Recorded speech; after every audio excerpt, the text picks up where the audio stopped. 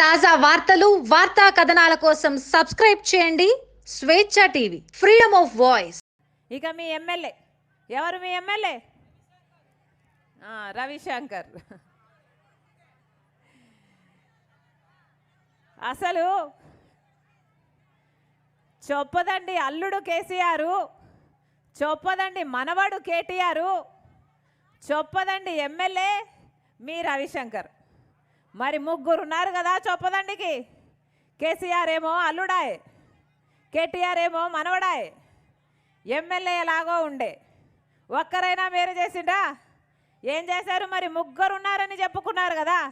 మీరు గెలిపిస్తే ఏడోకా ఉండదు అన్నారు కదా. సిద్దిపేట, గజ్వేలు, సిరిసిల్ల ఇవన్నీ ఎలా చూసుకుంటున్నారో ఈ నియోజకవర్గానికి కూడా అంత పెద్దపీట వేస్తామని చెప్పారే. ఉందా? దిక్కుందా ఈ నియోజకవర్గానికి? అసలు కేసీఆర్ గారి భార్య ఆవిడ ఊరు కూడా మిడ్మానేర్ ముంపుకు గురైతే పాపం ఆ గ్రామాన్ని కూడా పట్టించుకోలేదట కదా. ఇక కేసీఆర్ గారు సొంత అత్తగారి ఊరిని కూడా పట్టించుకోలేదటే. ఇక మిమ్మల్ని పట్టించుకుంటాడా తల్లి? మిమ్మల్ని పట్టించుకుంటాడా? అందుకే కదా ఏది చేయండి కేసీఆర్ సారు.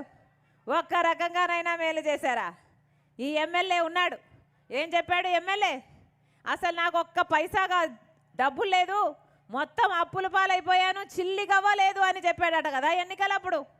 మరి 3 సంవత్సరాల కింద చిల్లిగవ్వ కూడా లేనివాడు ఈరోజు 100 కోట్లు ఎలా సంపాదించిండు?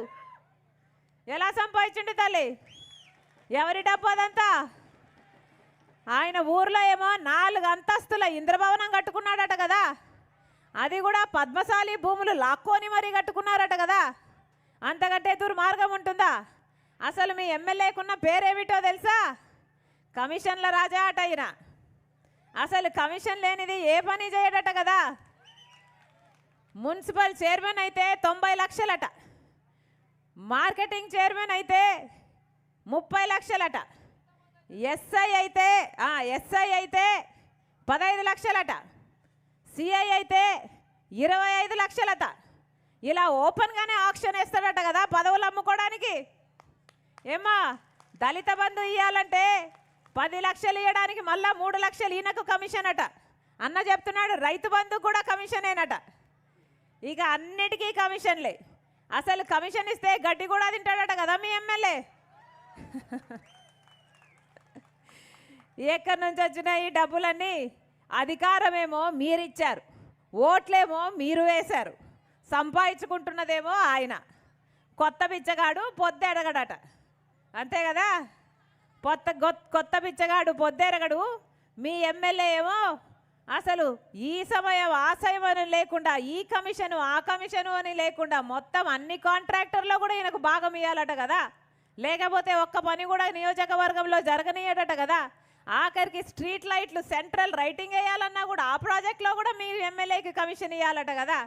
ఇలా తయారయ్యాడు. ఇక భూ కబ్జాలు అయితే చెప్పనవసరం లేదు. ఎవరి భూమి అయినా సరే కబ్జాలు చేసేస్తారట కదా. ఇక ఎక్కడుంది న్యాయం?